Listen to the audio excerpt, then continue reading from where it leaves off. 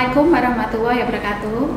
Bertemu lagi dengan saya, Ibu Retno Selanjari, pengampu mata kuliah Bahasa Indonesia di Universitas Pandanaran.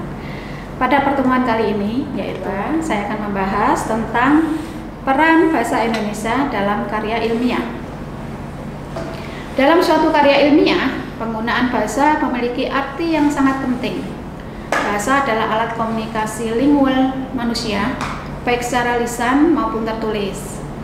Untuk penggunaan bahasa dalam suatu karya ilmiah berarti menitik beratkan suatu bahasa sebagai alat komunikasi berupa tulisan.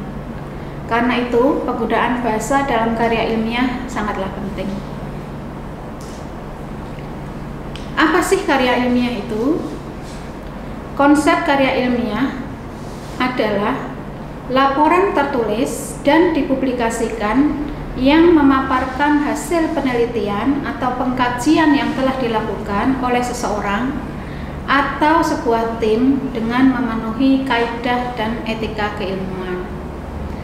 Karena bersifat dipublikasikan, maka pasti yang membaca tidak hanya di lingkungan internal saja, lingkungan eksternal baik lokal, regional, bahkan nasional atau bahkan internasional itu bisa menikmati karya ilmiah yang kita susun. Oleh karena itu sangat penting manakala kita menyusun dengan menggunakan bahasa Indonesia yang baik dan benar. Terdapat berbagai jenis karangan ilmiah. Yang pertama yaitu laporan penelitian. Laporan penelitian ini biasanya dilakukan di akhir semester berupa skripsi maupun tugas akhir.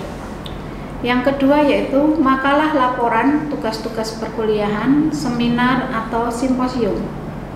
Kalian pasti dalam setiap semester akan mendapatkan tugas dari Bapak Ibu dosen Anda untuk menyusun sebuah makalah yang terkait dengan mata kuliah yang diampu atau yang Anda pelajari pada saat itu.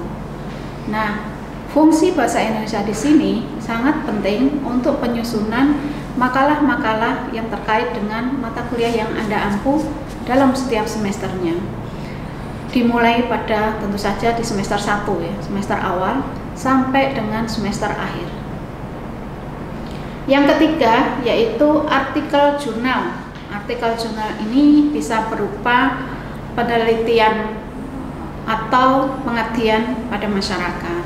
Laporan penelitian dan pengabdian pada masyarakat ini ditulis sedemikian rupa sehingga sesuai dengan gaya selingkung atau kaidah keilmuan atau strukturisasi dari setiap jurnal yang kita tuju untuk kita bisa terupload di sana atau bisa diterima di jurnal tersebut.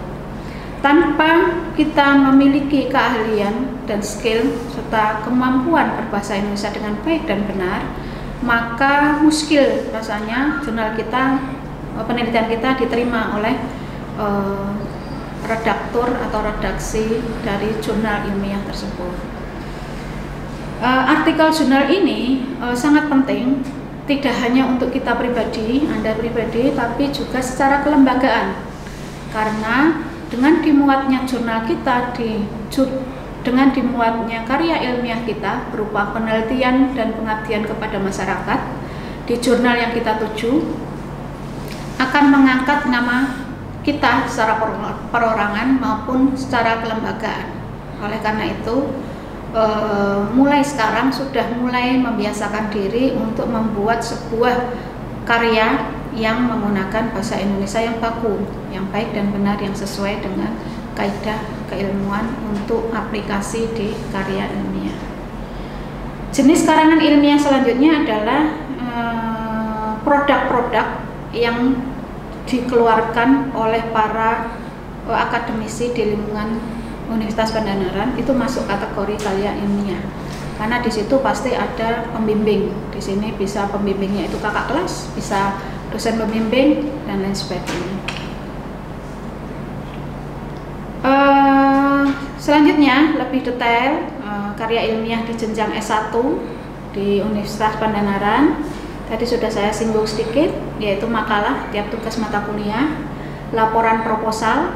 Di sini bisa pada proposal pembuatan untuk mendapatkan hibah anggaran dari Kemenristek Dikti atau hibah anggaran dari provinsi dan lain sebagainya.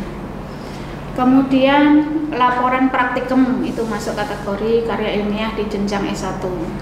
Kemudian laporan KKL, kuliah kerja lapangan, ketika kita kunjungan di perusahaan-perusahaan yang ada kaitannya dengan bidang keahlian yang kita ikuti ya, kita pilih, maka di situ juga akan muncul laporan KKL. Yang kelima, laporan KKP, kuliah kerja praktek. Anda kalau sudah magang nanti selama 2-3 bulan di perusahaan tertentu, pasti nanti di akhir magang ada tugas untuk pengumpulan laporan kuliah kerja praktek. Yang keenam, laporan KKN. Nanti juga ada KKN selama 1 sampai 2 bulan. Kemudian yang terakhir laporan skripsi ya, sehingga genap sudah setelah Anda melakukan laporan skripsi, Anda sudah berhak menyandang gelar sarjana.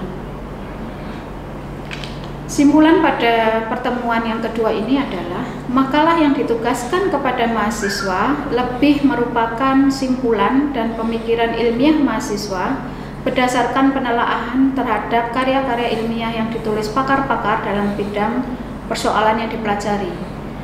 Simpulan yang kedua adalah penyusunan laporan praktikum ditugaskan kepada mahasiswa sebagai wahana untuk mengembangkan kemampuan menyusun laporan penelitian. Yang ketiga, yang disebut terakhir yaitu skripsi, umumnya merupakan laporan penelitian berskala kecil tetapi dilakukan cukup mendalam dan sangat berpotensi untuk bisa dimuat di jurnal ilmiah baik secara lokal, regional, nasional, sehingga sangat membutuhkan keterampilan dalam pemilihan diksi dan kosakata yang baik. Demikian pertemuan yang kedua untuk mata kuliah Bahasa Indonesia. Sampai ketemu di pertemuan selanjutnya dengan materi yang berbeda.